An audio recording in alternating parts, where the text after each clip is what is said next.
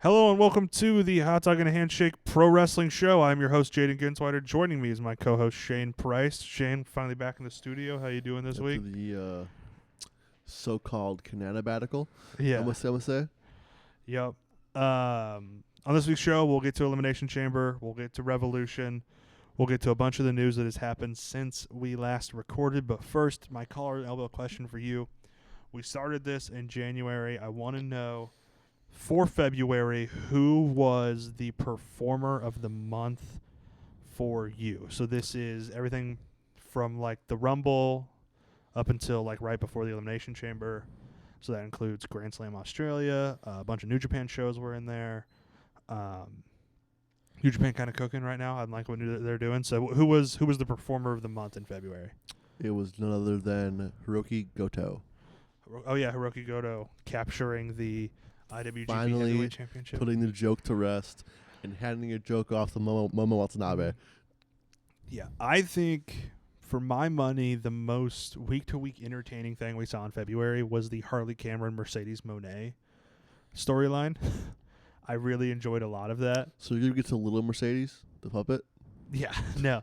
I think Harley's gotten a lot of props for that, but what I realize is I don't think anybody's giving Mercedes Moné as much credit as she should be getting for how good she was at, because for a character like Harley Cameron, someone has to be the straight man, right?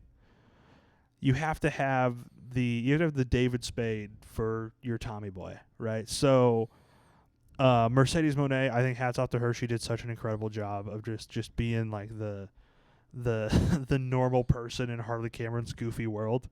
And I don't think anybody's really giving her enough credit for that. So I'm going to go with Mercedes Moné as my...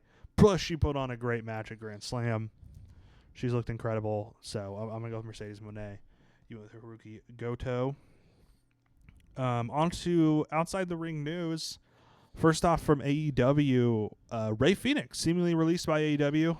What do you think of this? Finally out of Guantanamo Bay, as they call it. I love the stupid Guantanamo Bay Bischoff memes so much. They're so stupid.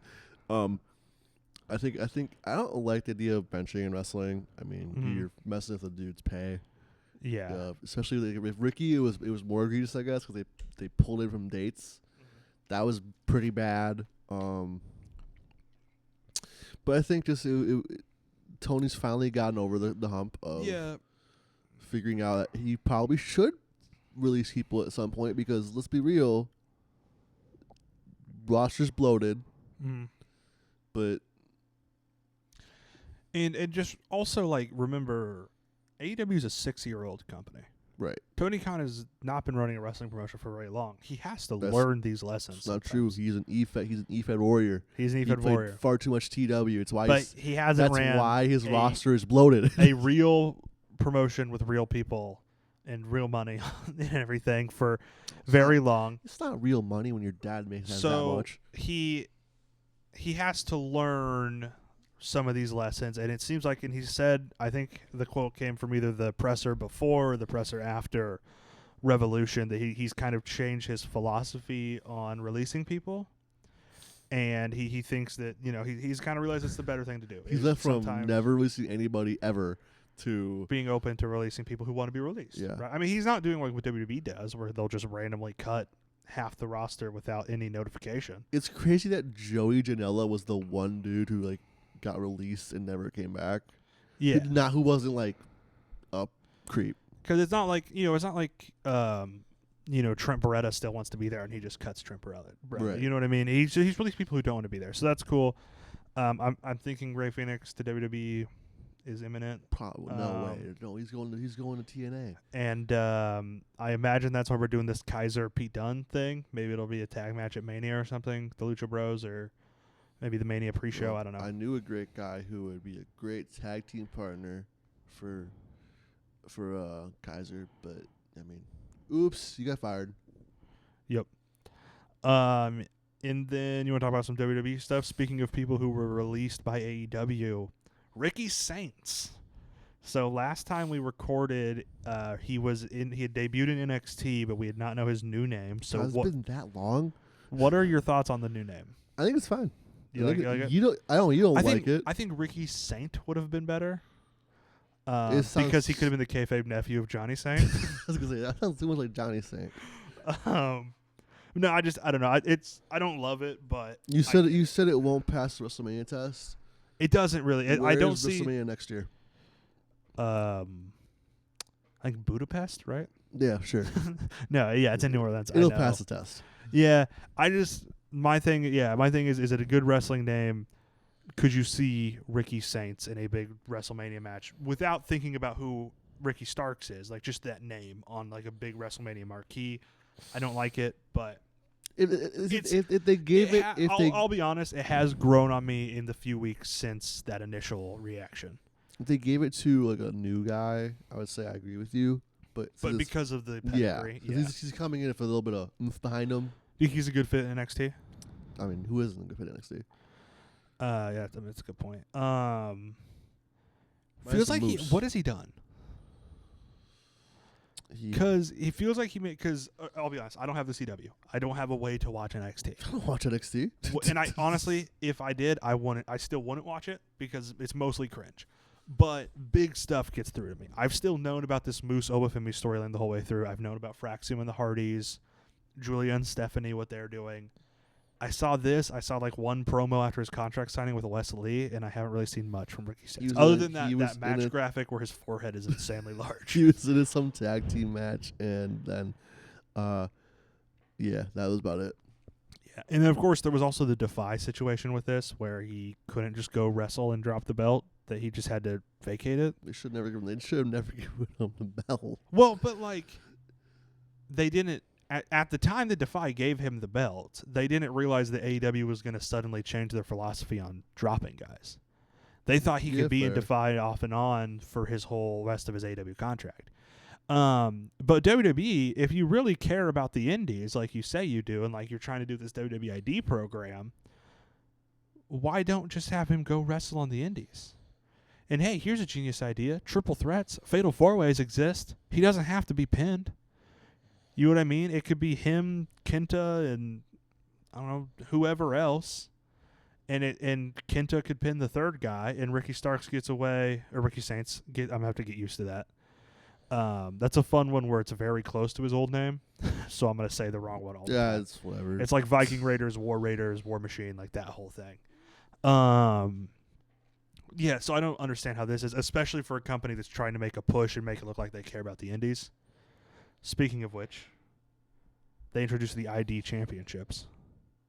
I don't think either champion's been crowned yet, correct? Yeah. I imagine just shot in the dark here. Good or bad for independent wrestling, ID championships? In the middle. In the middle? It's just going to be... if you were to put a percentage on, like, when we look back on this in hindsight, what is percentage chance we look at it as a bad thing or a good thing? Oh, it's 75% chance it's bad. Okay. That's kind of... I was going to say 70, so we're kind of on the same page. But for right now, it's like it doesn't matter. It's like it's like just an IWTV title, but meaning more and not just like on Warhorse for half a year.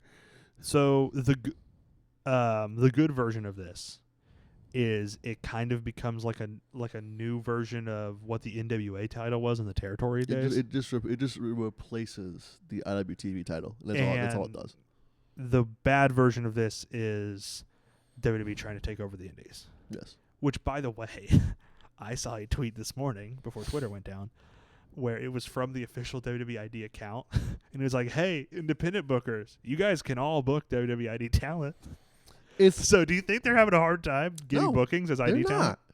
Kylie Ray is getting booked pretty regularly in Chicago. Okay, but Kylie Ray was a very established wrestler. Marcus Mathers is getting booked. Also very established. Zeta Steele's getting booked. Also very established. Not really. Already.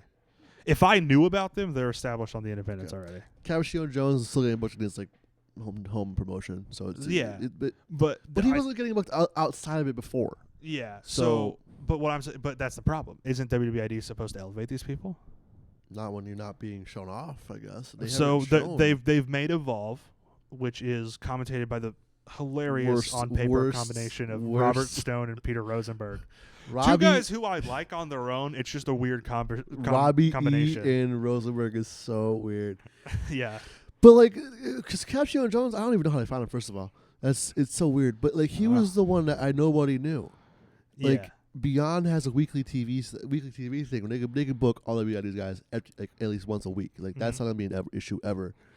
So I guess it's not an issue, but name an indie right now. Go ahead, name an indie. Like how deep into like just any independent. Name one at all. I mean, we were just talking about Defy. That immediately comes to mind. They've booked at IE Talent probably. Yeah. Beyond already does. What about that weird ACW thing that's coming to Kansas City? I hope to God they don't. Poor. I think we're gonna spend a hot minute on that in the DCW corners. I really want to talk about that because it's so weird. Yeah. Yeah. I mean, that's a good point. They probably. I don't know. It's just the internet loves to spread a rumor that if you want to book these guys, they have to go over. Okay, I think I'm also jaded by knowing WWE's history. Does and how WWE just eliminated the territories. Unless WWE murders GCW, I'll be fine. I'll be fine with ID. If they merge W, I'm going to find somebody. Yeah. So we'll see. We got a couple more people announced for the WWE Hall of Fame class. We knew about Triple H already. We have Michelle McCool. What do you think of that? Everything I've learned about Michelle McCool in the past about 2 months has been that the Undertaker did it for her. She deserves it. She deserves. Oh no, she does. Yeah, but she really carried. Have you heard? She carried the work rate of the Divas division. Have you heard what they're doing about that stupid reality show? Oh, the reality show that's even more scripted than regular reality shows. Yeah. Where every clip is just the Undertaker being an asshole. Yeah. But according to Ibu of Wrestle Purists, right?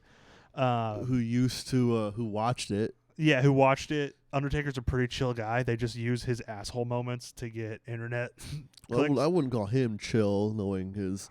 But he's not... He's not as much of an asshole as the breakout clips make it seem. He does have the best team. He has Elijah Holyfield and the Gold Medal wrestlers, so he has the best team. Yeah. Because the two people I can name. But that's not what I was talking about. Okay, the Michelle McCool taking out Mickey James or whatever, yes, taking James' spot. Yeah, the Undertaker did that. Yeah, because he said he would only continue doing the show if Michelle McCool was in it. If you bring my wife, I will still do your show. Which could they not have implemented like an assistant coach system where Michelle could be his assistant and Mickey James could pull in, or a fifth team, yeah. There's 5 trillion. I think it'd be really fun if every team had 2 coaches and there was a structure to it. So like Mickey James pulled in, I don't know, whoever else and was like, "You are my assistant coach." Layla. Oh, dude, offensive and defensive coordinators. They sit way up in the rafters during the matches and say stuff. OC Gail Kim. Oh, dude. Taker, his offensive coordinator is McCool and his defensive coordinator is Midian. Hey, Midian's got a good career for himself. He's a well-respected chef in Chicago. That's cool. And then the third person we know about right now is Lex Luger, who controversial figure. I guess controversial. Just the way the Miss Elizabeth. The way the Miss Elizabeth died was definitely a fault of his, but and he's taken responsibility. Looking for back that. on it, they both. It's the era. It was gonna happen without Luger. If Luger wasn't there, it was so gonna happen. She OD'd. Yeah, it was just something that happened. We were lucky it wasn't double OD. Yeah. Luger, though, I think if you just know WWE's version of history, you don't know the best Luger. You don't really know much about Luger. If you were like me and you have spent many nights watching late 80s, early 90s NWA WCW, you know he is awesome. He was an incredible powerhouse. You're still missing the best Luger. The torture rack was so dope. He looked so good with the NWA United States Heavyweight Championship. There is a clip from Nitro in '96 where the Giant and Loch Ness are beating each other up, and Luger comes out and throws his titles to some guy who's some crew guy. Hits his pose, the pyro goes off behind him while the Giant and Loch Ness are fighting on screen. It's the greatest clip of all time. He is one of the better parts of post NWO WCW for sure too. So I'm little hint at. I will bring up a Luger match I really like later in the recommended match part of this at the end of the show. But I mean, we've watched some great stuff of his in our classic reviews. He's really good. I really like Lex Luger. Yeah, I mean, I mean, obviously Michelle will probably be inducted by Taker, but who should induct Luger? Luger always said it should be Sting. It should be Sting. It should be Sting. I mean, no, it can be Sting. Can be Sting. It's a Hall of Fame. Tony's he's a historian. Like if they ask Sting, Tony will give the okay, and it'll be fine. I mean, worst like that's because this is just kind of the same. Worst level. case scenario, we get the best case scenario, we get AEW Hall of Fame, and Cody goes in it for being Cody Rhodes and being the reason why AEW. The Hall of Fame feels like on the same level as him, like letting Jake Roberts and Billy Gunn still be in WWE video games. Worst case scenario is Sting doesn't do it, and we get like Hogan. You know something, brother. Well, I mean, he had great matches with Flair, or a random Anoa'i. He had great matches with Flair. He had great matches with Steamboat. But I mean, in that era, who didn't have great matches with Flair and Steamboat? Hogan. Yeah, I guess. But there's other people it could be. I think for sure. But I think Sting is the best option. That's what Luger wants. That's the best option because that's what he wants. Let's see. Carmella, her contract expired, seemingly gone from WWE. She's talked a lot about how she was treated. It's a messy situation. Do you think we see her going anywhere else in wrestling? Not for a little bit. She just had a kid, so probably not for a little bit. She probably will. I could imagine the TNA run. Seems like the kind of person who would be successful going the Bella's path of doing other stuff. You know what I mean? Is Ash by Elegance still a thing? Is Dana Brooks still doing that? Do you know? Are you aware at all? That would require me to watch TNA, I think, and I don't want to do that. If it was, I think she's still. She was at least a few months ago because she made a few NXT appearances at the end of last year. She was still doing that, there's a team where you're right there. Dana Brooks, Carmella will be fine. I mean, I'm almost about one. She just seems like she would go into some other business venture and be very successful at it. She just seems like that kind of person. That I'm only excited about like that. One TNA match in the foreseeable future, which is fine. I think a Carmella Mariah May tag team would be hilarious and awesome. Do you know Mariah May got her start as a WWE shop ambassador? Really? Yes. No, that's cool. So weird. She didn't start wrestling till like after COVID. Yeah, that's cool. Last one here. This probably could have been a quick hit, but I want to talk a little bit more about it. Earl Hebner would like to see referees inducted to the WWE Hall of Fame. Of course he would. Of course he would. But it won't be him. Which refs do you think belong in there?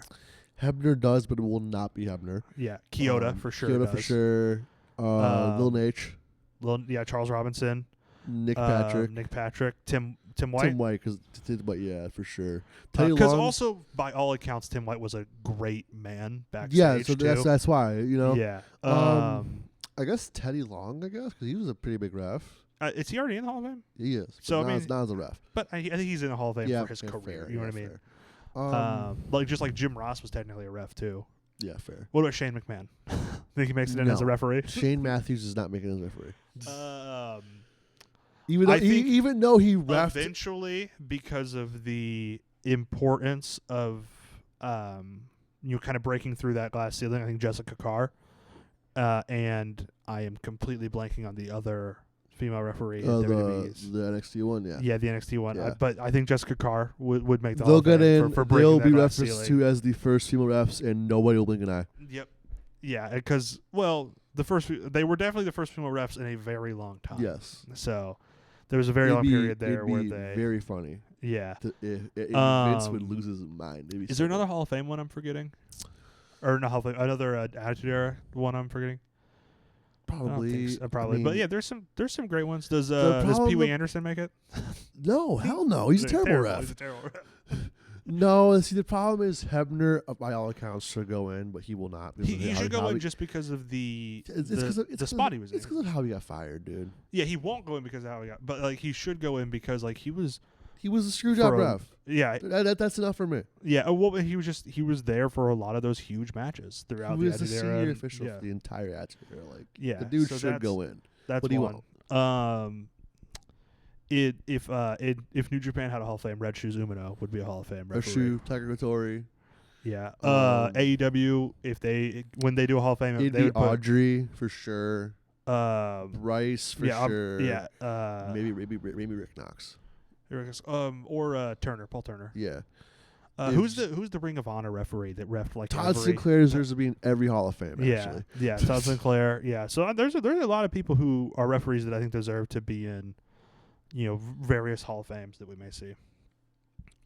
Speaking of a guy who would deserve to be in an overall pro wrestling Hall of Fame, Homicide has said that this will be his last match will be 10 days from today on March 20th. They've not as far as unless it was announced this morning. Unless it was announced this morning, they've not announced the opponent. Who would you like to see it be? Eddie Kingston would be perfect, but I don't know if he's clear. Hernandez, is he still going? Yeah, he's still going. Okay. Would you like to see him face a newer guy, like maybe go out against a Mance Warner? A little bit, like pass the torch, kind of, sort of. That'd be cool. Or Nick? Does he have any history with Nick Gage? Seems like the two kind of guys that would have wrestled probably. each other. I mean, last thing of note he was doing was calling Kerry Morton a slur. So I mean, why not Kerry Morton? So Kerry Morton. So Ricky Morton will be his final opponent. No, because Ricky Morton's a heel. Ricky Morton would crumble into dust. Flip-flop. Nah, he wouldn't. He does crazy stuff, like Canadian slurs and stuff. Yeah. Also wanted to... I have here hyperlinked Hulk Hogan article. Oh, no. And this is from weeks ago, and I don't remember what this is. So God. Let's get into this. All right. Okay, cool. Oh, yeah. Hulk Hogan and Real American Beer sued for alleged negligence. Wow. A woman in Akron, this is from Jeremy Lambert of Fightful.com. A woman in Akron is suing Hulk Hogan and Real American Beer for alleged negligence after she was struck by a beer can at a promotional event. Can I sue Hulk Hogan for emotional damages? Yeah. No, she had an open wound on her forehead. She got cracked open by this beer. That is the best wrestling thing Hogan's done in years. Yeah, this is insane, dude. Everything with Hulk Hogan is a disaster. All right, that was fun. I forgot that's about that. I hope that woman wins, and I hope she gets a lot of money. Yeah, dude. Oh man. And then FSW, which I don't remember what that's. Frontier States? Probably. They are running a benefit show for Chris Bay. No, it's Vegas, yeah. Mm-hmm. Current talent lineup.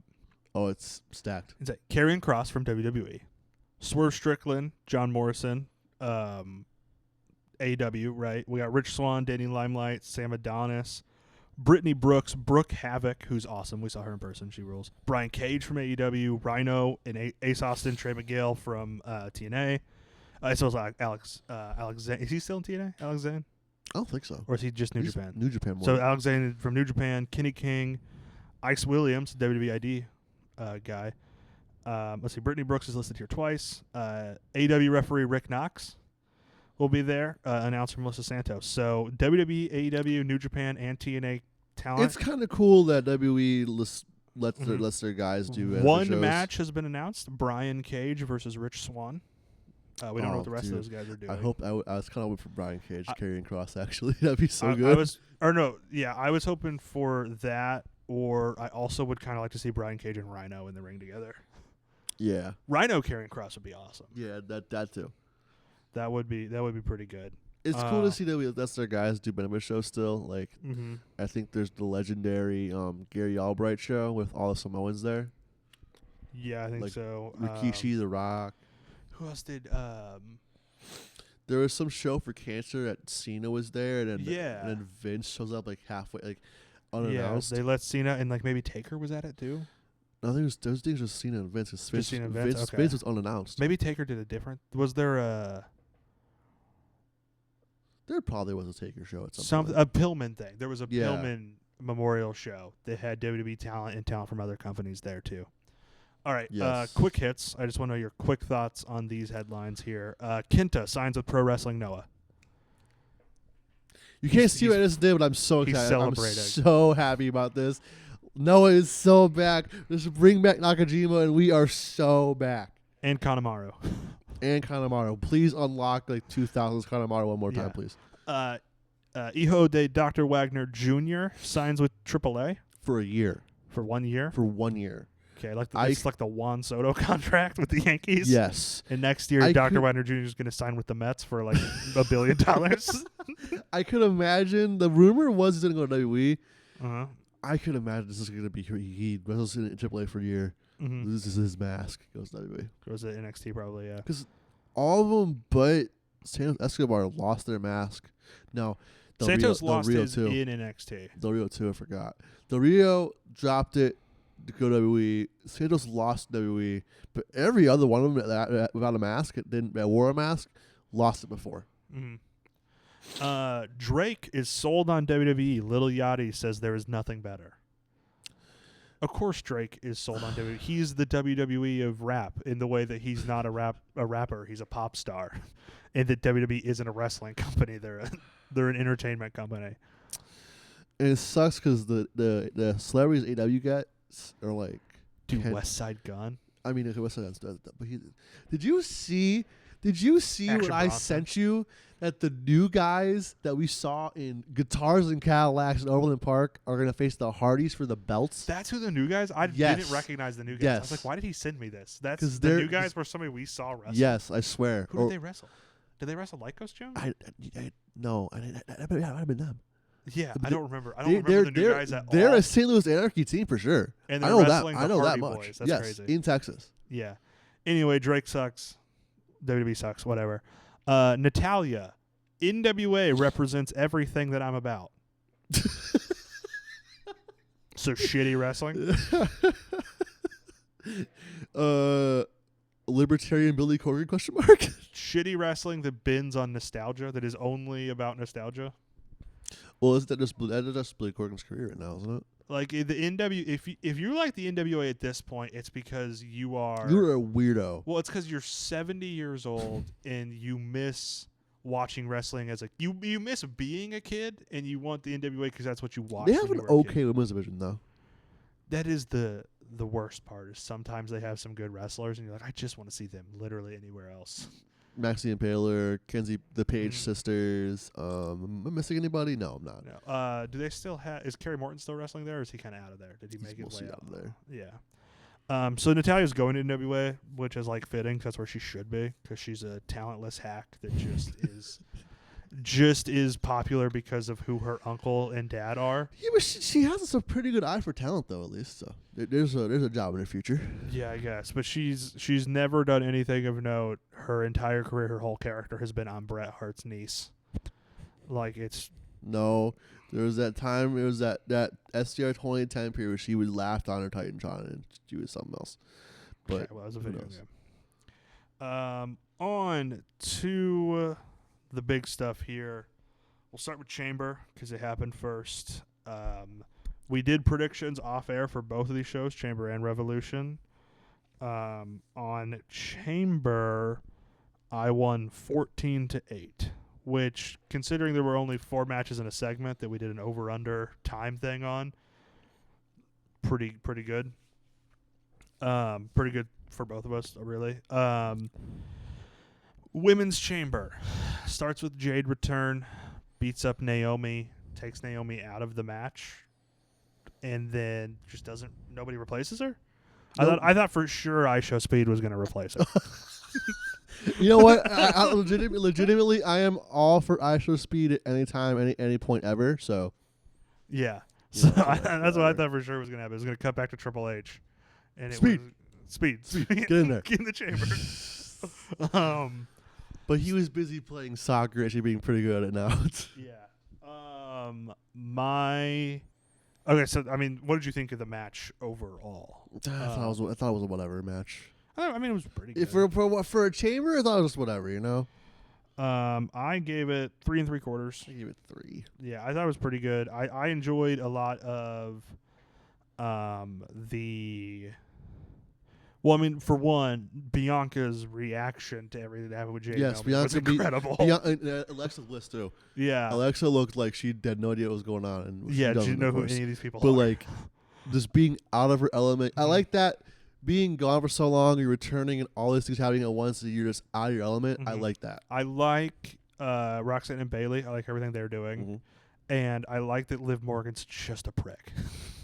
She's just annoying and the worst. Yes. You know what I mean? I loved it. You know what? Yeah. Yep. So all these women Bianca wins, of course. She's facing Io Sky, maybe also Rhea in a triple threat at Mania. Where do you see the rest of these women going? Do you think we get Roxanne and Bailey 1-on-1 at Mania? Probably. It seems like what they're going to do there.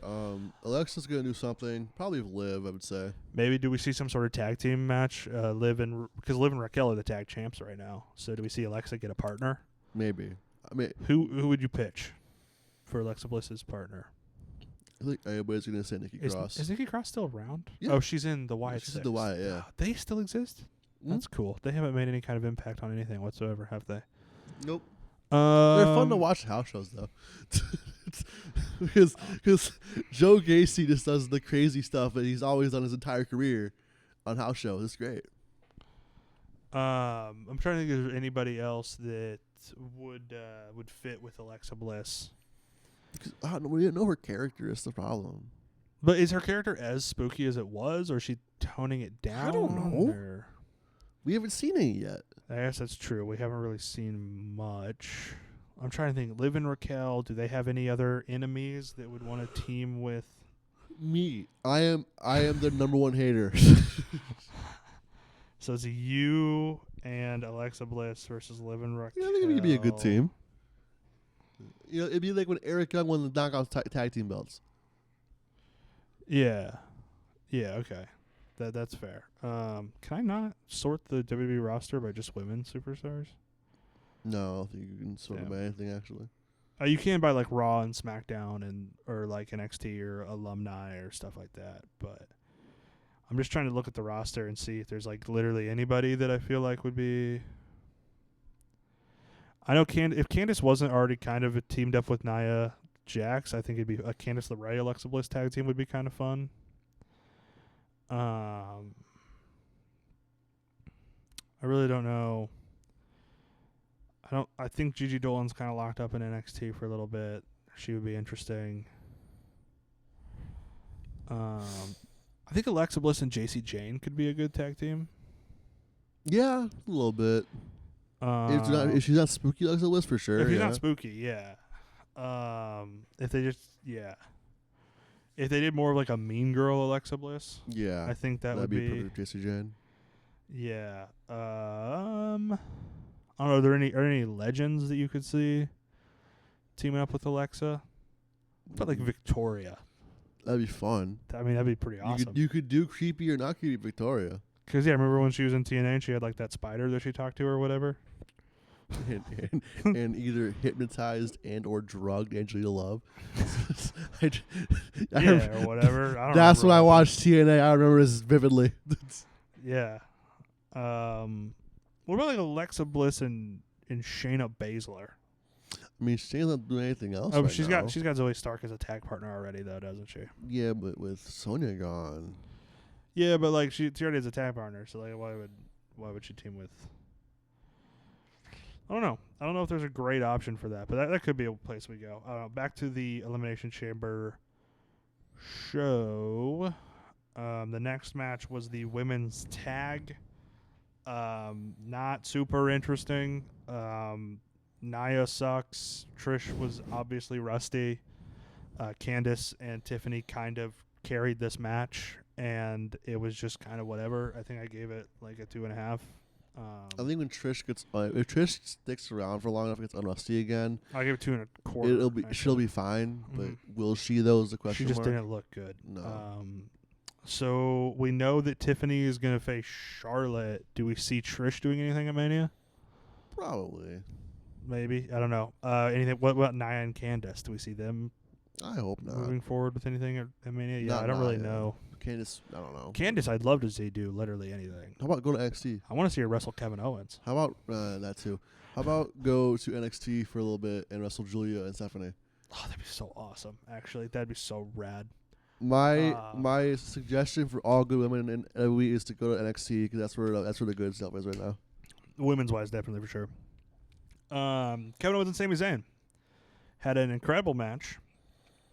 I have 4.5 stars. I have some complaints. Would have been 5 with blood.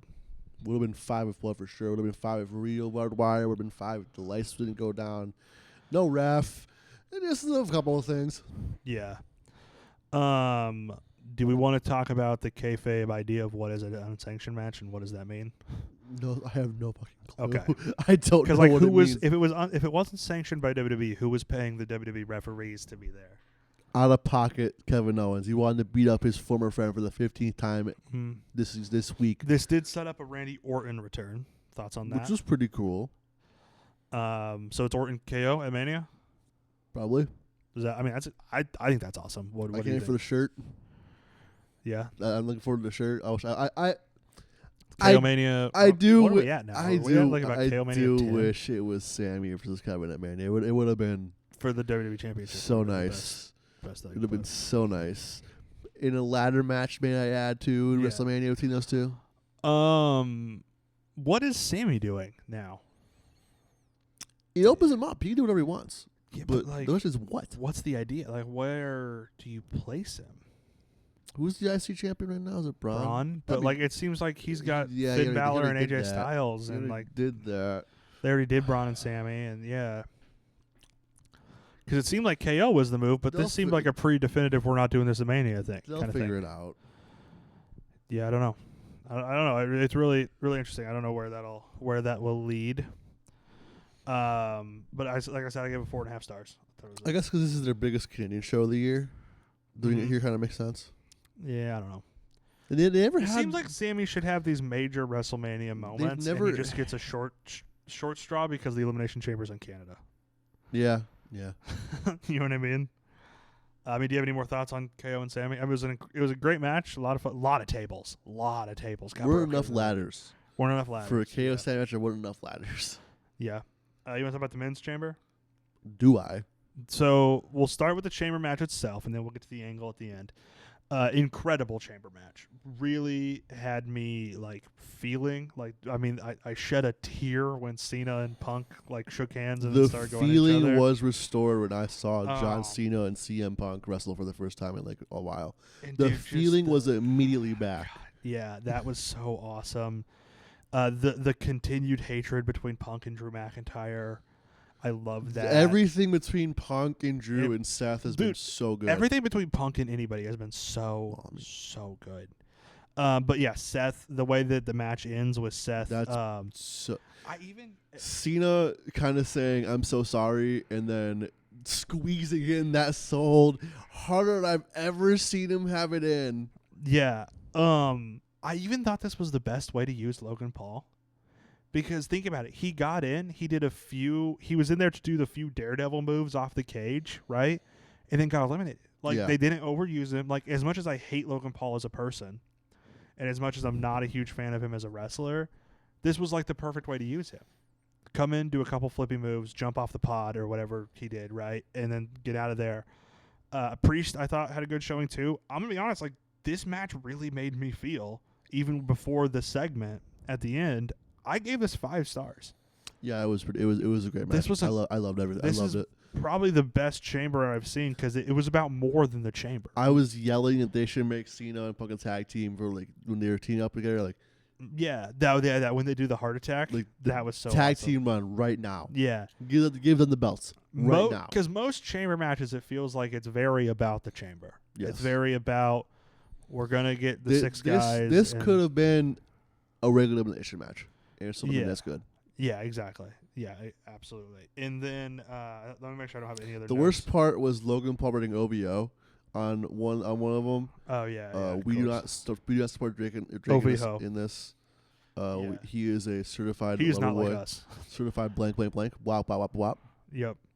I really wish Kendrick would have showed up at Revolution. Oh, dude, so do I. I want. They pushed for it too. They wanted him to be there too. I want Kendrick to like wrap someone down to the ring at like All In. It's okay. You know what? He'll be at GCW presents Scary, Spooky, Crazy, Scary, Spooky, Hilarious. Yeah. So. And then afterwards, two of the most shocking things in wrestling history happened. Dwayne? First, okay, so let's set this up. The Rock enters with Travis Scott, or does Cody enter first? Cody comes out first. Cody comes out first, because Cena's still standing there. He just won the chamber. It's all happy, all love, right? The whoa and etc. Yeah, you know. Rock comes out with Travis Scott for some reason. And like honorary Samoan Travis Scott. He's come out with Jey Uso and The Rock. And I listened to Cheap Heat this week, and it seems like Peter Rosenberg had he was in the building and he had the exact same thought process I had, which was, oh, that's cool. He's out there. They're gonna dap up at the ramp or at the stage, and then he's gonna go to the back. Rock's gonna walk out. Oh, he's walking with him. They're going to dap up at the end of the ramp. He's going to walk back up. Rock's going to go in the ring. And then he just kept being there. And this segment was only Travis Scott only added a segment when he like saged the ring. Yeah, I don't know. But so there's that, right? And then so The Rock says, what's the decision, Cody? Are you going to sell me your soul or whatever? Are you going to give me your soul? Cody had a really good Cody line, which was, my soul is no longer mine because I gave my soul to this ring and to these people a very long time ago. Such a Cody line. When he said my soul was not mine, I could have sworn he was going to say he gave it to the people and like just to shove it into The Rock. Yeah.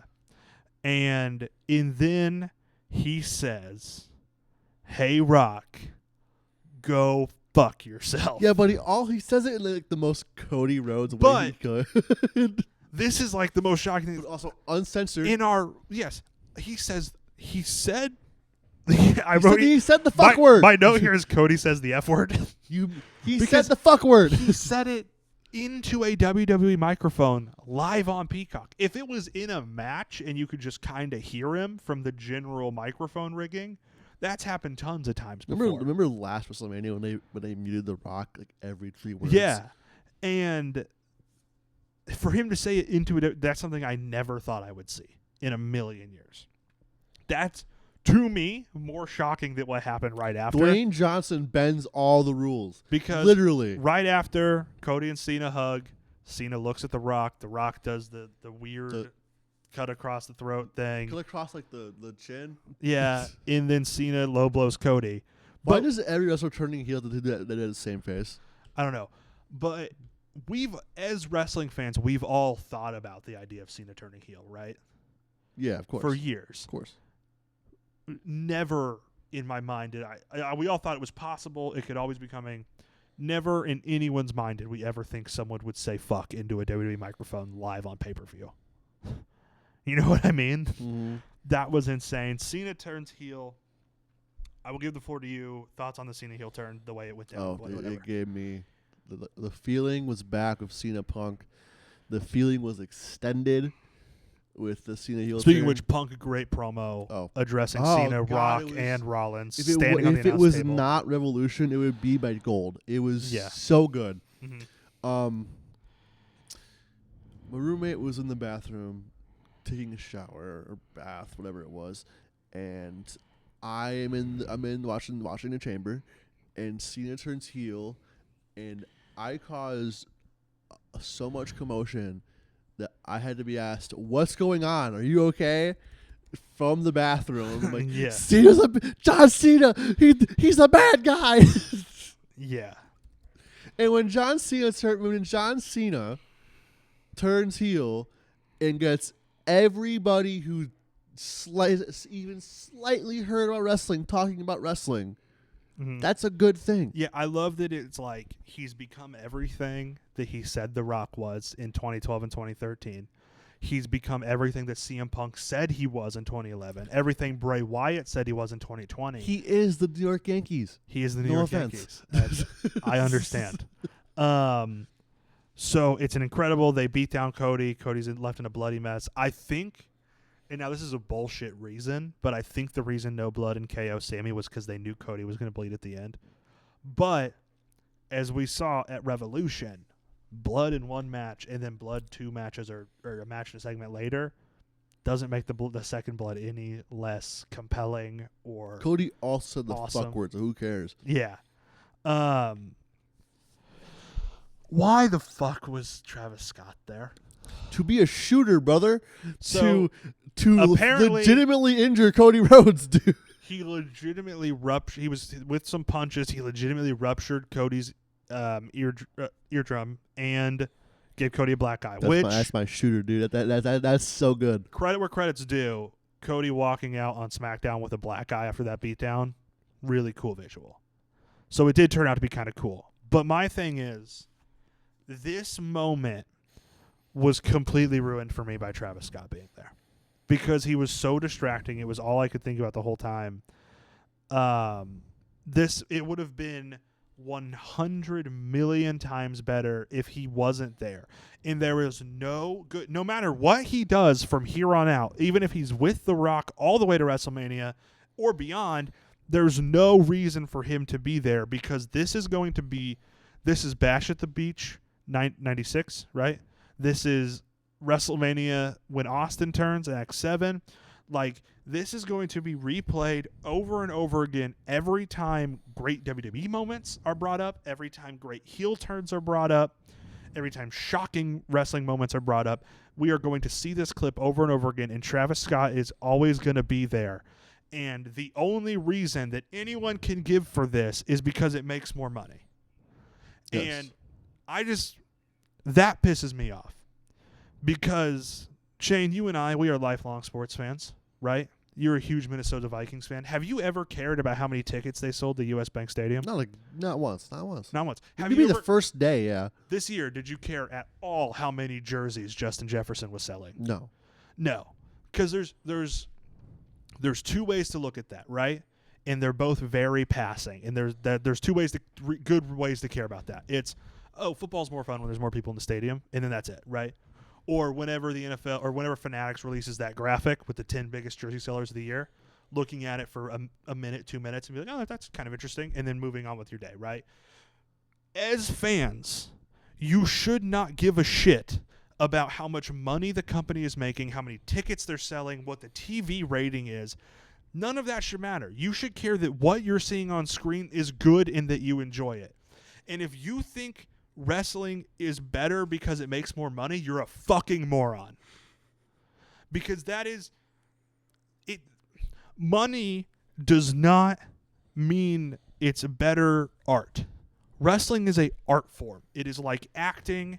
It is like music. It is like any kind of I don't want to say real art. I don't know what the term is, but like painting and sculptures and anything like that. Like traditional art stuff. Traditional art. It's like theater. It is an art form, and it is to be judged by the quality of it. And that's what's great about wrestling is it's subjective.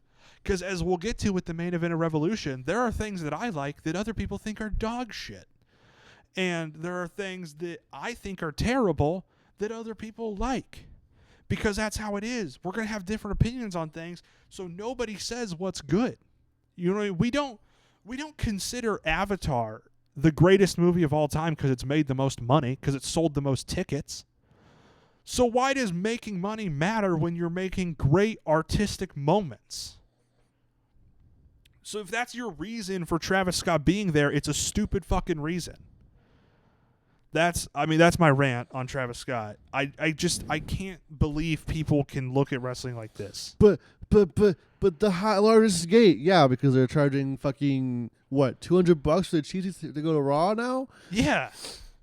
So like, this is a whole built up thing because a bunch of people on the internet care about how many tickets companies are selling and how many T-shirts they're selling. That's the justification for Jey Uso winning I sarcastically brought it up when Jey Uso won the Rumble that he did it because he sells T-shirts, right? But like that's really the justification. What has Jey Uso done in kayfabe or from a quality standpoint that has justified him being the Royal Rumble winner? Nobody thought he was going to. Even the biggest Jey Uso fans didn't think he was going to win the Rumble. Like a realistic big Jey Uso fan would have thought like, oh, he'll make the Final Four. Because he says yeet and it's funny. Ha ha ha. Yeah. He about I never got to the point. You talked about it in the car. In the new My Rise storyline, you talked to Jey Uso early on, and in one of his sentences, he doesn't say the word yes. He says yeet. Yeah, they've done that before. That's the stupidest thing he I've did ever on heard in my Raw. life. He cut the best promo of his career, and he didn't say yeet once until the very last word of the promo. Just how it should be. Which is how it should be. That's how a catchphrase, because that's the bottom line, because Stone Cold said so. He doesn't say that 40 times in one promo. I mean, I guess he had the yeah thing, which was, or the what thing that was pretty dumb. When I get drunk, I don't become the best wrestler of all time. I just forget how to swallow. But, yeah, it's just the whole Travis Scott being there is stupid. He was only there so that they could make that, like, one-of-one Topps card they made afterwards where all three of those guys signed it.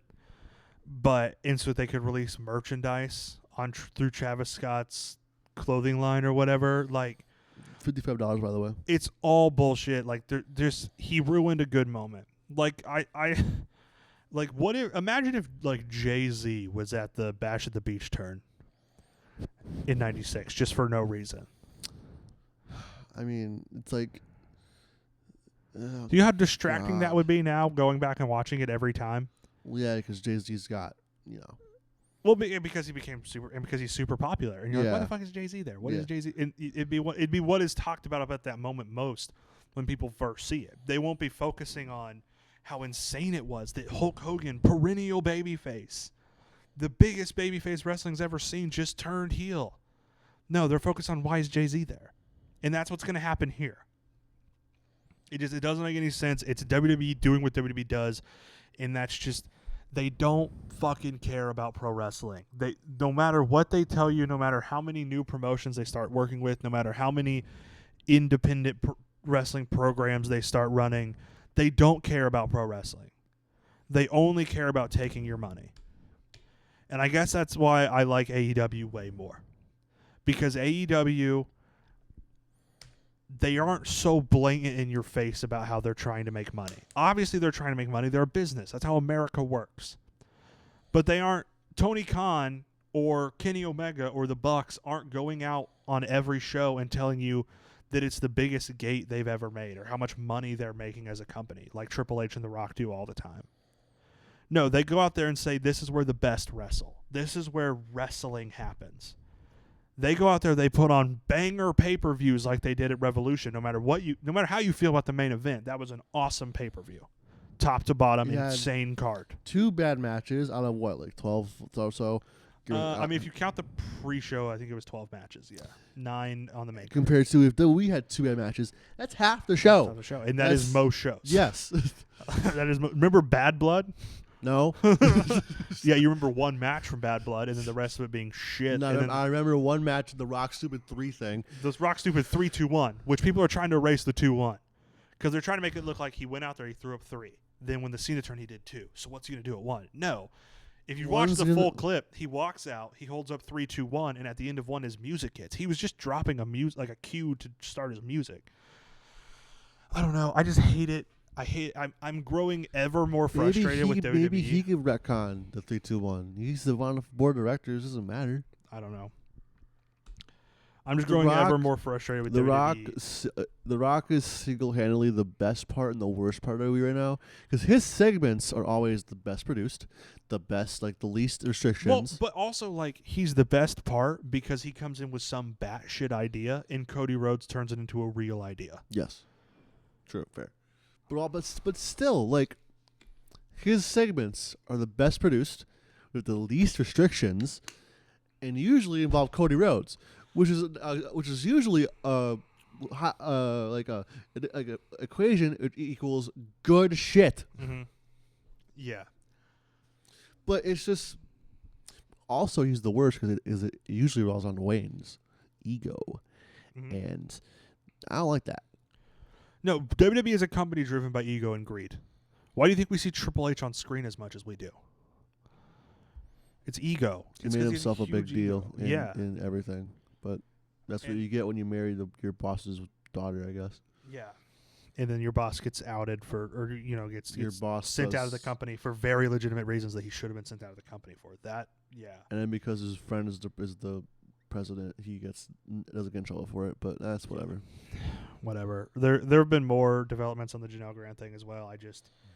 It was all a bunch of legal jargon that I didn't really understand. There's more text messages from Vince that he's a piece of shit. He texts like a piece of shit.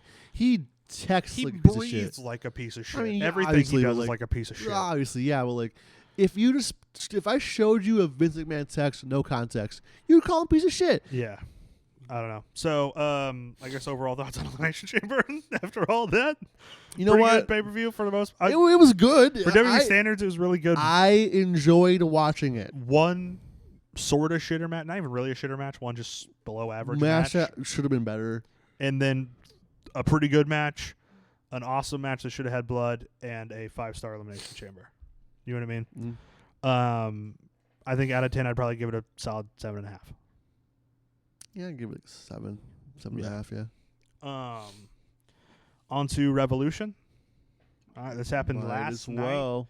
As we were recording this, pre-show matches here. We'll go over some of those. We had Commander and Hologram versus Blake Christian and Lee Johnson. That was a pretty solid match, 3 stars. It's funny how when Blake Christian stopped being in my promotion and also started being more #annoying, it's growing on me. Yeah.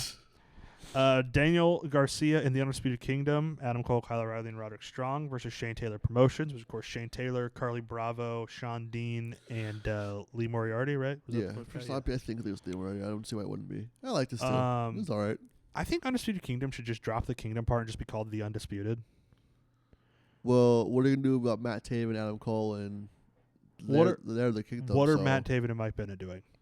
Being the kingdom, where are they? Being the Kingdom, putting the Kingdom in the name. That's about it. They're in Maple Leaf Pro. They're gonna announce for a Maple Leaf Pro show this week. I mean, Matt Taven ruined Ring of Honor, so but we're good on him, I guess. Like this has become like we haven't seen the Kingdom guys on AWTV recently. You see Adam Cole. It's been Adam, Kyle, and Roddy though. It's been the Undisputed Era. It hasn't been the Kingdom.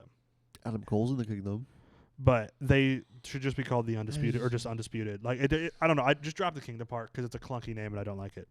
Anyway, that was a pretty solid match. I gave that 3 1/4. Yeah, whatever.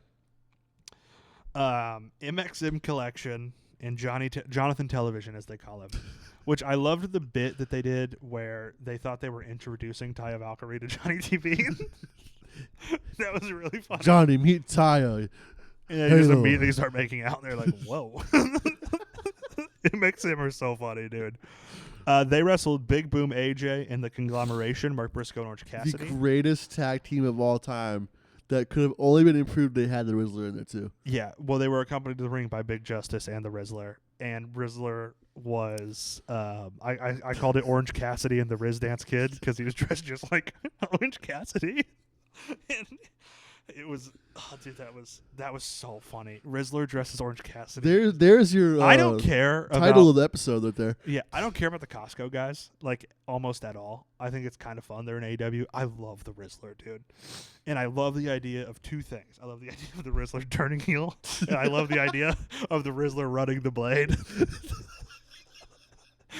He got a boo-boo the last time they wrestled. Yeah, he hit the bell too hard and hurt his hand. Did you imagine if he runs the blade next to you? If he runs the blade all in, I'm going to go to Chanut's Walmart and yell at your manager. I swear to God. I'm going to show him the picture of the Rizzler blading. Like, look what you made us miss. The Rizzler bladed. Yeah.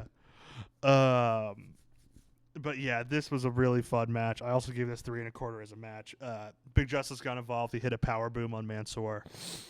I think the Costco guys and Rizzler should officially join the conglomeration. They need new members. One of the two. Also, Harley Cameron got involved and took out Taya. One of the two will be a wrestler at some point. I think AJ has said Big Justice wants to be a wrestler. It'll probably be Justice. Rizzler said he's his manager. He does not have the fighting spirit. The rest of that's not for him, as he says. No, he'll be the next Paul Heyman as a manager, the next tribal counselor or whatever. The next introducing my new tribal chief, Rizzler or no eye. I think the Big Boom AJ, Big Justice, and the Rizzler should officially join the conglomeration. I think Harley Cameron should officially join the conglomeration. I think Little Mercedes should join the conglomeration too. Yes, absolutely. Little Mercedes with a little conglomeration shirt. I think Momo should also join the conglomeration, just because the whiplash of face Momo and AEW to literal piece of shit Momo in Stardom. I don't know if she fits the conglomeration. Does anybody fit the conglomeration? Yeah, there's a certain type of oddball you have to be, I think, to make the conglomeration feel right. She's a face who hits people with a bat. I mean, what do you want? What do you want? Still that's not Mark Briscoe. That's not Orange Cassidy. Okay. That's not Kyle O'Reilly's goofy ass. Mark Briscoe would hit them with a baseball or Ishii with a baseball bat that's like wooden and breaks. He would hit him with a baseball bat, but he would hit him like jab it into their throat, like you know what I mean? While yelling like in some thick accent you can't understand. Yeah, while yelling like a crazy guy from Mississippi, but he's from Delaware. Andy Fork, baby. Onto the main card, we started with Hangman and MJF. I love MJF throwing a fit because Hangman wouldn't lose. Because it's such a laugh of his character. Also, I am shocked he's not hurt. MJF? Yeah. From which spot? The angel wings. Oh yeah. Yeah, I'm shocked. I'm shocked he's not hurt. Yeah. What do you think is next for these guys? Do you think they continue this feud for a little bit? bit? I don't know. I thought this doesn't feel like I thought that MJF be hurt so they wouldn't. This doesn't seem like the kind of thing that gets all the way to All In, but I could see it going to Double or Nothing. I don't know. We could see this continue. I really don't know what'll be next. Overall, the match was very good and a very fun opener. I give it 4 stars. Yeah, overall, just a pretty good match. I really enjoyed it. 2 AEW originals. I love MJF teasing Hangman's old theme song and then coming out himself. I think that's a fun heel move. He should have came out on a little toy horse. Oh, dude. Yeah, with a little like Kurt Angle cowboy or hat. just like a huge, majestic white horse. the white Arabian from RDR2. Yeah. What do you think of the match overall? I thought it was pretty good for what it was. Yeah. It's a good as a start of a feud. I think if we continue, we could really get some heat behind this and have a great big match. I will say this: I've been down on MJF for a while, but the promo to start Dynamite where he gets like uncomfortably close to the camera brought me right back in. Yeah, this feud is just really up the MJF enjoyment for me as well. Yeah, and I had still been in on him. I'd never really just when you think you're out of it. I'll admit I have been very on off of AEW recently just because I have been so burnt out on the Death Riders and the main event's gonna suck every week that I'm like, okay, I'll just bounce out and I say don't watch it. But I watched this Dynamite, I watched Revolution. I really enjoyed it. It's been really good TV. I really enjoyed it this past couple of weeks. The past 3 weeks have been just see Tony. All you gotta do is book Momo Watanabe more often. I'll be there. Yeah, exactly. In hologram. Yes. So and Gravity. Speaking of he Momo, came back. Yeah, Gravity came back. Speaking of Momo, he's been in Ring of Honor off and on for a while, but Momo challenged for the TBS title against Mercedes Moné. Mercedes won, as we always expected. What? No, Momo got lost again. Darn. And then we saw Billy Starks taking notes. I like the idea of Mercedes and Billy Starks moving forward. I think that's a really interesting feud with Billy trying to break out and Mercedes trying to hold the young star down. I think that's a really great idea. I'm excited for that. I mean, I'm also a big fan of Billy Starks. I have been for a while, so I know you are too. What do you think of that? And what do you think of Mercedes versus Momo? I think it was a pretty good match. I think it was like one of the best matches of Mercedes. I think run. I gave this 4.5 stars. No offense to this match ruled. Not like Dave Meltzer or anything, but it probably would have been better with the Stardom I guess just atmosphere. I guess in a way would have been 5 in the Tokyo Dome. Well, 5 you don't do. Would have been 5 in Cork and Hall, baby. or the Nippon Budokan. Yeah, I would say it probably would have been like more of a. It's just the atmosphere I being love better, I guess. the impact that Momo took on Mercedes' finisher. Yes. The way that she bumped that was insane. Also, Momo got hurt, She did get hurt. Yep. Momo which got injured. is to me enough to think that we should burn down the crypto Staples Center. I call it it's the Staples Center. Whatever I the will hell not it's refer called to it now. as. I will not refer to it as its new name. The home of LeBron. The home of the Los Angeles Lakers. Yeah. Formerly also the home of the. Do the Kings LeBron. play there? No, the Clippers did. But do the Kings don't play in the Staples Center? They have a different. Or the LA Kings are. Oh, yeah, they do. Yeah. The hockey team, not Sacramento the Sacramento Kings not play in LA. Yeah, no, No, they Kings. like The the Bees. Kings do play in Staples Center. Yeah. Yeah. So I mean, really good match. I'm excited to see what Monet and Billy do. I imagine Momo's going back to Japan now. She went to Japan to be a piece of shit again, just the way I like her. Number one contendership for the AEW World Championship. Swerve Strickland, Ricochet, Prince Nana hijinks with the robe. This was an incredible match. I loved after the match when Swerve is like collapsing and Nana's just doing the stupid Yeah. dance. They get the robe back. Swerve's the number one contender. I also gave this 4.5 stars. This ruled. I loved all of the drama around the robe. I loved Ricochet just being a shit heel. Like I love that. Swerve, incredible as always. And just the athleticism these two dudes have is such a good mix. What do you think of the match? That was all right. I mean, obviously, for what it was amazing, but I would like to see, I guess, more of it, I guess. Mm-hmm. I don't know. Yeah. Some matches, one match went far too long, and we'll get to that later. What's next for Ricochet? Obviously, Swerve has the AEW Swerve title. Ricochet, I don't know. Something. Is it Ospreay? Because I mean, I feel like Ospreay and Fletcher's kind of done. Heel Ricochet with Ospreay would be really fun, actually. I like that. But I think we'll get to it in the Ospreay match. I think he might be hurt. Oh, good. Because the Spanish Fly looked bad. Could you imagine if they book Will Ospreay and Ricochet and Okada Omega at All In? I'm going to New Japan fans of a certain era would lose their mind. I'm going to literally lose my mind on your manager for not letting you get the days off. Yeah. What a turd. Yep. Speaking of Okada, Brody King challenged for the Continental title. What I really liked in this match was that like the story of it was how well scouted Brody is.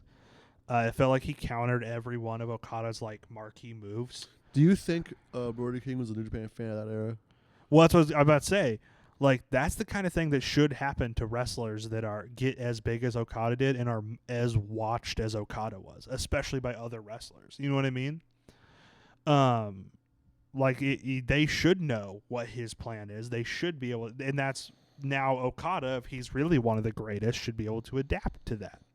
Just like in football, when like a team figures out how a quarterback plays, the great quarterbacks figure out how to adapt to that and play differently and mix things up. You know what I mean? So, really solid match. I really liked this one. I gave it 3 3/4.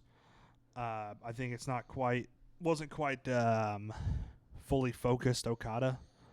You know what I mean? It doesn't seem like he was really giving it his 100%. Yeah. But still, Okada not giving his 100% is still one of the best wrestlers in the world. So it was still very fun. What did you think of this, and what do you think's next for these two guys? It could have been a lot better. Brody King, I think, goes under the tag titles, and then well, Buddy's hurt. so maybe He hurt his not. ankle at Grand Slam. It'll be fine. You got Julia Hart there. Julia Hart and Brody King versus the Hurt Syndicate. Sure, why not? And then Okada. Obviously, we're going to get to Omega It'd at be All In. better than Natasha. Who would you want to see Okada face at like Dynasty or Double or Nothing? Is there anybody that you think would be interesting right now that's kind of up? Doing well? I don't know. Yeah, I mean, I would love, if Eddie's ready to come back soon, I would love to rehash that for one pay-per-view. Yeah, that'd be fun. For a pay-per-view cycle. Speaking of the tag titles, though, the Hurt Syndicate, they defended the titles against the Outrunners. Commentary line of the night. Shivani asked Nigel what his strategy would be if he was the Outrunners. Nigel responds, I don't know, poison them? I don't even think really that. funny. I don't even think that would work. Yeah, that was really funny. He was like, I don't know, poison him. I was like, Well, what would you do? Like, Yeah. you know, Yeah. think about it. This match was 3.5 for me. It was I had a lot of fun with it, and it was exactly what it should have been. No. You don't think so? Nope. What do you think it should have been? A squash. Really? You Yes. don't think it should have been? No, because I liked that it was the Hurt Syndicate getting cocky. That's what I liked about it. That's why it wasn't a squash, because the Hurt Syndicate were like underestimating their opponent. It's the Outrunners. And they were It's playing not- around. Yeah, it's because they were playing with their food too much, and the Outrunners almost got a win. And then when the Hurt Syndicate locked in, they did squash them. You know what I mean? It was showing like how it was giving some character development to these guys. You know what I mean? Because like MVP is this super cocky manager, and now we're seeing that applied to his tag team, and him having to pull them out of that and get them to lock in and do their job. Yeah, but it just not against the Outrunners. You know. I liked it. I thought it was pretty good. I have 3.5. What's next for the Hurt Syndicate? Anything. The monster, the murder machines or whatever. Anything, dude. Like you could put them in the ring of sticks, it'd be okay. Yeah. I think Cage and Archer is next. Probably that'd be fun. Then we got to the Hollywood ending. Toni Storm, Mariah May in an insane, bloody battle. Which should have been the main event, because a better ending to the interview than Swerve. Mm-hmm. The Titan saying the end. Let's get through all of it, and then we can talk about the ordering, because I do have some thoughts on some potential other orderings they could have gone with. Obviously, of course, hindsight 2020, but also some of this I could have predicted. I think going into the pay-per-view, I would have said have this end it, but it's all right. I would like to note that nothing in Hollywood ever truly ends. Fair, yeah, true. You know what I mean? Nothing good usually. Like I mean, that's kind of an exaggeration, obviously. Well, but if it's it kind of makes a so turn much of money, phrase. it will never end. The sequel's coming soon. Don't worry. Exactly. So I like the idea of them taking some time off of this and then coming back with a sequel or whatever. You know what I mean? Or a reboot or a legacy sequel or whatever. Tony with an all-time great Crimson Mask. I thought there's a shot where they go to the aerial camera and she's laying on her back and just all of the blood from, like, I think glass. It was insane. Like I said, there was glass involved, tables. Mariah May brought out a taser at one point. Like, early in the match, she starts with a taser. And it was great. I gave this 5 stars. What did you think of the Hollywood ending? Thought it was perfect. It would have been the main event. It was a classic, a modern classic. I don't know what more you can want from it. Other than maybe more Luther. Other than the old Hollywood theme, this is everything that Sammy and KO should have been. Like, just swap the old Hollywood theme for some ladders, and that's what Sammy and KO. Maybe even keep the whole Hollywood theme. Maybe even keep like the embrace at the end too. Yeah. So Toni Storm, still your women's champion. Who do you think is next up? I have no idea. I think Megan Bain could really play into her having a lot of distaste for the goofiness, because she, from what we've seen of her in AEW, she takes herself very seriously. She's one to talk. But she's obviously has the pageantry of the whole Pegasus thing, but it's because she thinks like, yeah, it feels like she's very serious and very like you know. Okay, yeah, but that's not within AEW canon. That's Joey fair. Janela barely exists within AEW canon. That's fair. You know what I mean? Yeah. Like, it feels like Megan, and maybe that's part of it, is there's some hypocrisy, because Megan Bain is very theatrical too with her whole entrance, just in a different way, and she looks down on what Tony does. Yeah. I think that'd be interesting. Of course, this is just a pattern of get someone good who used to wrestle in Japan and push them to the women's world title scene, but that seems to work. It's been awesome. I mean, let's see. The one who didn't was Saraya, and Well, but think about it. Like, we've had Riho was the first women's champion. We've had Hikaru Shida, so multiple Japanese women's champions, right? yep. We've had Tony wrestled in Japan. Mariah wrestled in Japan. Yep. I'm trying to think of who. I feel like there was another one I thought of, But I mean, still, Mercedes is wrestling in Japan. I know that's the mid card title, but still, So yeah, I think that's where we go. Do you think we see Mariah May for a while? Maybe she goes away for a minute, comes back later. I think so. Yeah, Kind of makes sense. I don't know what the move is for Mariah. Reset her, come back as a face. Maybe. You want to talk about Takeshita and Omega 3? I thought it was pretty good. Yeah, I think. I like their gear. They're both matched to a boxing anime. Is that what it was? I had no Yeah. idea. Let me see if I can find the first couple Takeshita Omega matches, or the ones where he beat. I guess it's not technically the third one, is it? Because the first time they met was a tag match, right? Yeah, so it's not technically a third, but it's like, well, But it was kind of billed like the third. Yeah. Let's see, that tag match I gave 4 stars. The one-on-one match that next year at All Out I gave 4.5. In this one I gave 4.25. So I guess I put it right behind the All Out match from a few years back. Obviously that's pre-diverticulitis Kinney, so that could be part of it. Really good match. Omega's your new international champion. What's next for these two guys? Do you think we get a rematch? Or do you think that's it for this? No, this is the other one's probably it for a little bit. Mm-hmm. I don't know. I couldn't tell you. I would like to see Kinney maybe defend against somebody from New Japan or CMLL at Dynasty. I think would be awesome. Kinney. I think we talked about this. Kinney going to New Japan for like Sakura Genesis or Destruction or something on the way to All In defending against Hiroshi Tanahashi one last time. One last match with him would be awesome. What's next for Takeshita?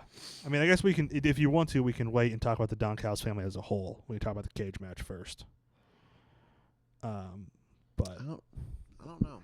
Takeshita, I don't know. He's still never openweight champion. Do you think we see him go on like a New Japan tour? Probably. Because he's down there for a year, so. Yeah. Next up, we have the cage match, Ospreay and Fletcher. This I also gave 5 stars to. This was what I was alluding to earlier. We had a lot of blood in the Hollywood ending. We had a lot of blood in this match. And this match being the second time we saw a lot of blood in the night didn't take away from it. This was a very good cage match. I love Ospreay. I love the playing into like Ospreay hasn't really been in cage matches before, or especially cage matches like this cage. So he didn't really know how to do his aerial stuff with the cage, but he learned as he went. Obviously, he got very good at it. Mark Davis seemingly kind of fully aligning himself with the Callis family. That was a really good bit. And I like that no one came out to help Ospreay. I like that he took care of them on his own. That was great. I don't know. What do you think of Ospreay and Fletcher? I think it was good, but. And then that Spanish fly. I feel like it was a little too much, but part of that was just that it could have ended here, there, and there, and there. Mm-hmm. I don't know. I feel like it was just a little too much, but. I think Ospreay might have actually hurt his hip on that. I wouldn't be shocked.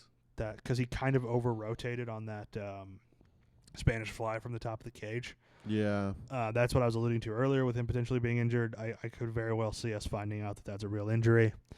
But it was a great match. Ospreay won. I think we are done with this. I think Ospreay should be moving into the heavyweight title picture at some point. Obviously, we're getting Swerve Moxley next.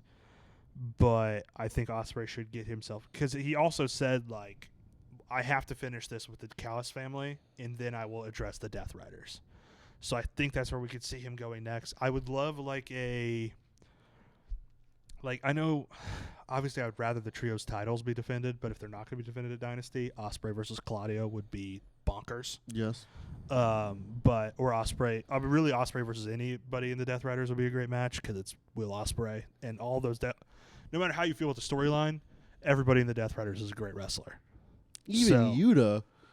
Yeah, Yuta's great. Like he's not an all-time great, but he's been doing great work.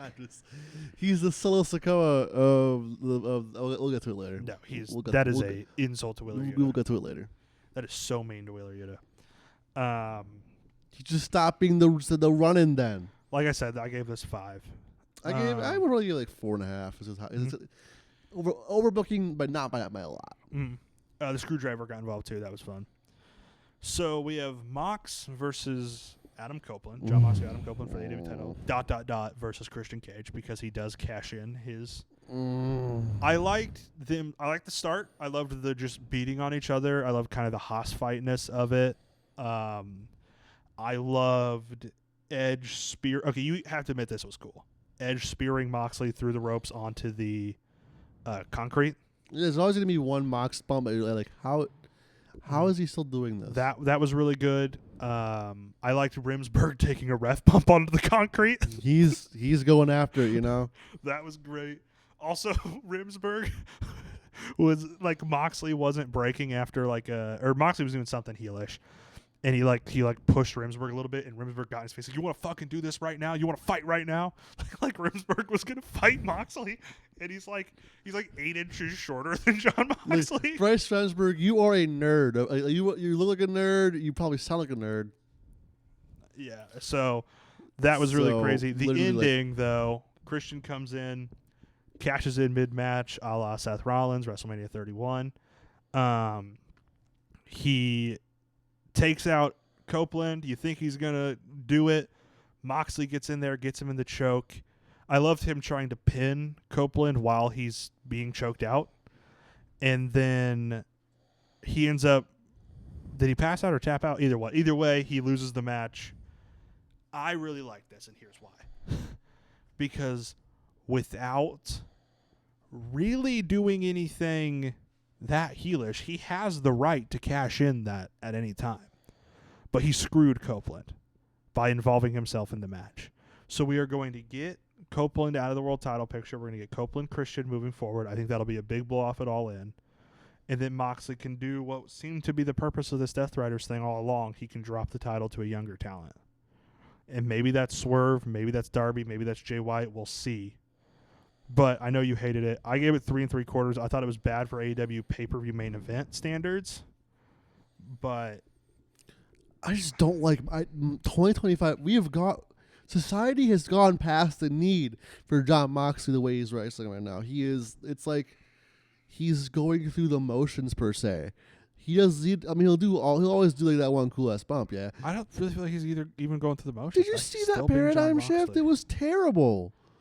I mean, it was a botched paradigm shift. It's just two old dudes when you have this great youthful scene, and you're giving all these opportunities to the old dudes on your roster because you liked them when you were a fan. But we've talked about this before. That's the hypocrisy of the Death Riders. That's what makes them heels, is because they said that AEW needs the younger generation needs to take over AEW, but they're not letting that happen. Because they are the older generation trying to keep themselves in guard. They're just openly lying to you that they're trying to help the younger wrestlers. That's why they're heels. You know what I mean? I feel like that people are... Maybe I'm overanalyzing it. Maybe other people are overanalyzing it. But I feel like this has been a good heel act. I feel like I'm rooting against the Death Riders. That's what I'm supposed to do. You know what I mean? Like, I didn't even really think Copeland should have been world champion at this point in his career, right? But I was rooting for Copeland when I was watching that match because the Death Riders make you root against them. Because they're not good. If you heard that bump, it was Shane just slamming his knee into the table. It was not the knee, it's the chair arm. Okay. So. That was my knee. Yeah. But okay, I think that's. I mean, is that all for Revolution? That's all I got. I think out of solid. Oh, it's at least an 8. I would say an 8.5, 9 out of 10 pay-per-view. It's at least an 8. Predictions wise, you won 42-36. Overall on the year, I've won 3, you've won 2, we've tied once, and you have 181 total points to my 180 total points. So I've won one more. You have one more point. We've tied once. That's not counting the New Japan Cup, which we will get to here in a minute. We did forget to mention that Swerve Strickland showed up at the end of the pay-per-view to Batman John Moxley. Assassin's Creed Leap of Faith John Moxley. Yeah. And then the final moments of the pay-per-view were Swerve Strickland standing tall with his music playing. So that was cool. Yeah. That was really cool. I'd say we talk about the New Japan Cup. We have a cup date here. The matches that happened so far, I haven't gotten to watch any of these yet. I'm going to watch them tonight. I'm going to watch them tomorrow. I'm going to get caught up. Yuya Uemura defeats Sanada. So he will face Yoshihashi next. Evil defeats Yota Tsuji. He'll face David Finlay next. Ryohei Oiwa defeats Chase Owens. He'll face ZSJ next. Gabe Kidd defeats Ren Narita. He'll face Tai Chi. Oleg defeats Fale. He'll face Shingo. Great Okan defeats Phantasma. He'll face Shota Umino. Drilla defeats Tomohiro Ishii. He'll face TJP. Naito defeats Callum Newman. He'll face Jeff Cobb. Any of these surprise you? No. Okay. I mean, actually, yes, Evil does, but not. I mean, it's not going to go any much further. So we did off air fill out brackets for the New Japan Cup, sort of like March Madness, right? The way we're scoring this is if you have the correct winner in the first round, which were the wild card rounds, you'll get 1 point, 3 points if you have the correct winner for round of 16, 5 for the quarterfinals, 7 for the semifinals. If you pick the winner correct, it's 10 points. So Shane, Tomohiro Ishii lost. You had him in the finals against David Finlay. Well, that's not my fault. Gato sucks. You also missed. You thought Tsuji beat Evil. I had Evil winning that. We both missed on Phantasmo. We both thought Phantasmo would move on. So I'm up 7-5, I believe, on the scoreboard there. After the wild card round. So I'll check out those matches, and I'll have kind of more of an in-depth thoughts on the New Japan Cup so far next week maybe, but just didn't have time this week. It was an AEW pay-per-view weekend. I had to catch up on all the other wrestling, just how it is. Tape up the light tubes and take the door off its hinges. It's time for Shane's GCW Corner. What do you got for us this week, Shane? I want to start with WXW this week, actually, because I feel like it's some fun news. They had their 16-karat gold or whatever it's called. Maybe things called that. I'm not sure if it's 24-16. But it's their tournament every year. And they also had the Ambition tournament as well. Hey, remember that first match we saw at Guitars and Cadillacs for St. Louis Anarchy? Manders and Thomas Shire? I mean, that wasn't the first match we saw. Well, the first that match, yes. Yes. What if I told you that Manders just won 16-karat gold and Thomas Shire just won Ambition? Fuck yeah, dude. That's some shit. Manders is awesome, dude. I love. So Manders won 16-karat gold. Thomas Shire wins Ambition. They both should come back to the States around the same time. Yeah, Manders could be like the next Stan Hansen. Getting just into it, seeing as you saw them in KC. Mm-hmm. Finally, my long-standing prayers have been answered. GCW is coming to Kansas City. The Truman and KC Mo, which means there'll be some more rules. It'll suck. Because Missouri's the worst. Yeah, I know. The long-running Journey Pro villain of the Commissioner will probably make a return. Hopefully we bring back Walter. That'd be so cool. I really just hope, like, if any local guy gets booked, I hope Jeremy Wyatt gets booked. That'd be so fun. He deserves it so much. He is I did staple of this indie scene. Want a fantasy book for a hot minute. There's 3 local guys I want to see on the show. Mm-hmm. I want to see Kenny Alfonso, Jeremy Wyatt, and maybe getting Thomas Shire in. I want to see the Luminary. And I would like the Luminary gets so over. I would like for the Luminary to wrestle somebody involved in the Big Gay Brunch crew. Perhaps a Kid Bandit, perhaps an Effie. I actually like I like the Luminary a lot. I kind of jokingly said that. I would love to see them at Big Gay Brunch though. Yes, and then for also sure. at GCW Kansas City. That sure. would be awesome. I would agree. It's just funny because the Luminary is at least like a undercarder for the St. Louis companies right now, which is absurd. They're just like my favorite. That's fair. Like the one you like latch on to, like, you. I like you. Yeah. Yeah. I mean, we can Facebook all day with that. We can talk about the premiere. We can talk We about have other stuff to get to. GCW, unfortunately, they had a crazy last week or 2 weeks ago. They had a West Coast loop where they did for the first time I think ever 3 shows in a weekend. The second show was to be the best one, but I want to talk about what Drew Parker did to his goddamn face in San Diego. Because what the hell? What happened? Erez hits him with a chair, and Drew Parker looks up, and there's blood gushing down this side of his face, and it's nasty. He has to pull out of the match next week, and then the next night against ZSJ, which sucks for him. And that was, that San Diego show was fun. LA show was pretty fun. Phoenix show was also again pretty fun. I want to talk about the Sam Stackhouse thing that we're gonna tell what's coming up with GCW. Sam's I still don't know what happened, but Sam Stackhouse was sent to the hospital. They threw up the X, which is not good. I don't know what happened. He got skewers put in, and he just started bleeding like a lot more than he should have. I don't know, but he's okay. He got a Jacob Fatu Tamatanga, so good for him. Yeah, so upcoming GCW is, I don't think anything until the end of the month. I could be wrong, though. No, there's Atlantic City upcoming. Ashes to Ashes is so much fun. Atticus Koger against Fego del Sol. They'll continue that. A Tournament of Survival 10 qualifier, Redacted and Hoodfoot. And then at So Much Fun, we're going to see, when it loads, Matt Triant versus Beastman, and Matthew Justice against Masha for the JCW title. Just a breaking, not breaking news because he was at the press conference last night. Big Boom AJ says Big Justice, and the Rizzler are officially under AEW contracts. Thank God.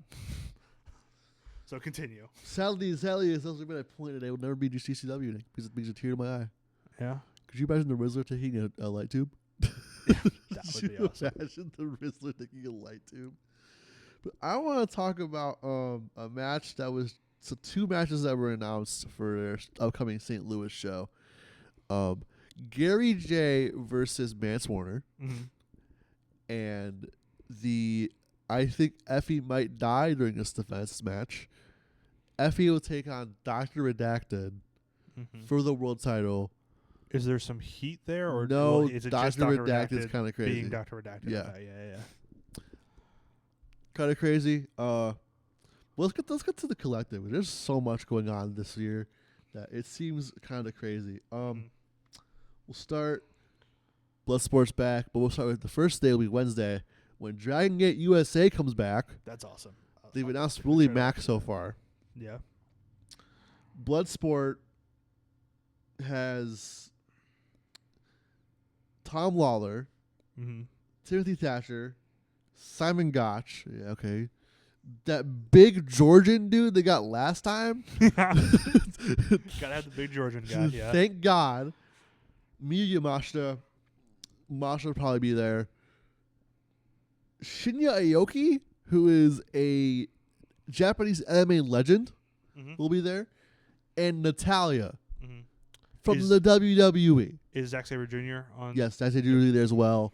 I think, but so far, it's a pretty stacked. Crazy. Of course, Josh Barnett will be there. Who do you think's Barnett's opponent? Do you think it's Zach?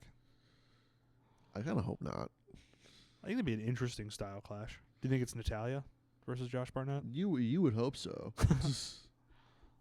No, I think that's a great lineup for Bloodsport. I'm a big That's probably my favorite thing GCW does is Bloodsport. So I'm a big fan of that and excited for that show. Oh, I forgot. Stardom's Micah is also coming. It'll be here GCW debut as well. Okay, cool. Jonathan Gresham. Oh yeah, Gresham. That's probably the Barnett match. Probably. The Gosh match is 100% Shinya Aoki. Is it? Guarantee it. But and whoever gets fed to that Georgian dude, I am sorry. He has a power bomb and it looks like it hurts. The also Fourth Rope, West Side Guns promotion. We working with GCW, which is crazy. Yeah. Because why not? I guess they're doing For the Culture. It used to be AJ Gray's Black Wrestler focus. I don't know what West Side Gun's gonna do. I can imagine just West Side Gun stuff. Yep. And then we have what's next after that one? Spring Break, which has 3 matches announced so far. Bangin' Bangs vs. Bozilla, which is AEW vs. Marigold. Minoru Suzuki, Matt Tremont, which is not Minoru Suzuki's most outrageous match of the weekend. He'll face Butterbean. Excuse me? Yeah. He'll face who? Butterbean. From the boxer. From the WWE boxing thing? Yeah. Oh, okay. Yeah. Yeah. The guy that almost killed Bart Gunn? Yeah. Yeah. The fat bald, yeah. That makes sense? Yeah, so he's wrestling Minoru Suzuki. Yeah. Awesome. What show is that on? I don't remember, but it'll be in Vegas. I'll find it. And Sabu versus Joey Janela in a match that I'm very excited for. Pretty damn sure is barbed wire. I'm very excited for that. The way they're talking about it, I'm pretty sure it's barbed wire. If it's not, barbed wire will be heavily involved. Most likely. It's Sabu's retirement match, correct? Yes.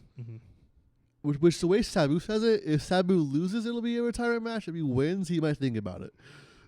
Which is peak Sabu.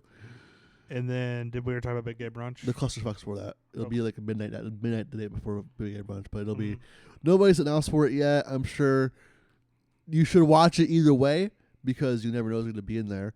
Last year, like half ECW was in it. Definitely, Glacier's been in it before. Probably. Yeah. Last year, Microman won it. So I mean, come on. Who's your number one insane pick that you'd love to see be in it? It's in Vegas. Some random semi-famous person lives in Vegas, I guess. I don't know. I'm thinking OJ would have been really funny. I'm thinking what if Mark Briscoe was in it? That makes sense, honestly. That'd be mine, I think. And right before the last show, I'd love to see Omos in it. That'd be so good. The last show before the Big A Brunch is TJPW, DDT, and GCW. All put together. That's GCW's Japanese showcase. I think most of TJPW has been announced. Miyu Watanabe, Miyu Yamashita, Miyu Watanabe, Maki Ito, Pum Harakuju, Shoko Nakajima, Shizuka Suzuki, Hayori Masao. I can go all day with this, but I won't. Any big names from DDT announced? I don't think so. But is that doll wrestling anybody? I'm gonna guess Mao because Mao's been announced for some other show in Vegas. Shino Suzuki, I guess, is that their biggest name. That's Tokyo Joshi. I think it's been mostly Tokyo Joshi so far. Okay. Anything else? Oh yeah, and then Big A Brunch is the last one here. Yeah. ZSJ versus Maxi and VSJ versus Kid Bandit. Yep. Is the only match on so far. Kind of crazy. Is Max the Impaler going to be there? Yes, Max going to be there. Yes. I don't think anything else has been announced quite yet. Though. This seems like this was probably where we were going to see Effie Alley catch blow off, but Alley got hurt. Most likely. But Allie's hurt. I doubt we'll see the blow off ever. Sonya Deville, do you think she shows up? Most likely, because she should be she for free agent by WrestleMania, because she wasn't a release. Because the way that works, it's not a 90-day clause anymore. It is a 90-day notice of your release. You'll be released in 90 days. And hers wasn't that. It was her contract just expired. Yeah. Around the time they did the same releases. They announced that they were not going to renew her contract, and it was to expire in a number of weeks. It could be expired now. It should be expired by Mania. So that with one last thing they actually mentioned about GCW is, remember Field of Honor? Yes, they're running that venue. That's awesome. All right, anything else from GCW? That's pretty much it right for now. Okay. On to our favorite things of the week. This, of course, is where I hand out the gold, silver, and bronze hot dogs. Shane hands out the gold, silver, and bronze handshake. I guess it's not our favorite things of the week. It's our favorite thing of like the last month. Yeah. That includes Grand Slam. That includes the Elimination Chamber. That includes Revolution. Every Raw, SmackDown, Dynamite, Collision, New Japan, everything since then. What's the bronze handshake? I'm going to give it to Tom Nakano versus Sai Kamatami from the Kirk and Hall show. So Tom Nakano versus who? Saya Kamatami. Saya Kamatami. Okay. I'm going to go. I gave 3 5-star matches while we were gone. It's going to be those 3. First off is Ospreay and Fletcher. I'm going to give that my bronze. It was a very good match. I really enjoyed it. So that'll be my bronze. What's your silver handshake? The men's chamber. Yeah, that's that was a very good match. I think we agree on the next one as well. Are you including the Cena turn bit yes, in I that? am in that, yeah. Okay.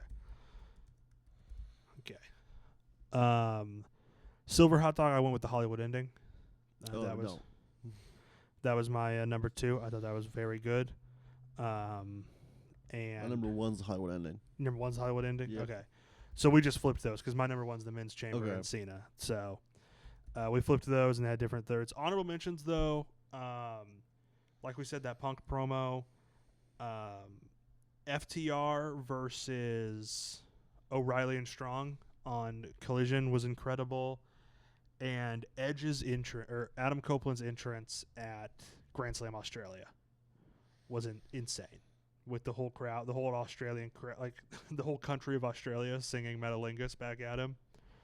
Awesome. I love that. Do you have anything else you'd want to shout out that you didn't get to put on? I want to shout out the Punk promo for once again bringing the feeling back. And I'll also like to give a shout out to just how good AWTV's been recently. Mm-hmm. Oh, and also Hiroki Goto. And Hiroki Goto, yes, of course. Yes. All right, now on to the lightning round. This is where I tell Shane what matches we're going to see this week, and he gives me his excitement level on a scale of 1 to 10. Starting with Monday Night Raw tonight, Jey Uso versus Grayson Waller. No. It's like a 4 for me. Like a 2. Okay. The New Day versus Dragon Lee and Rey Mysterio in a tornado tag.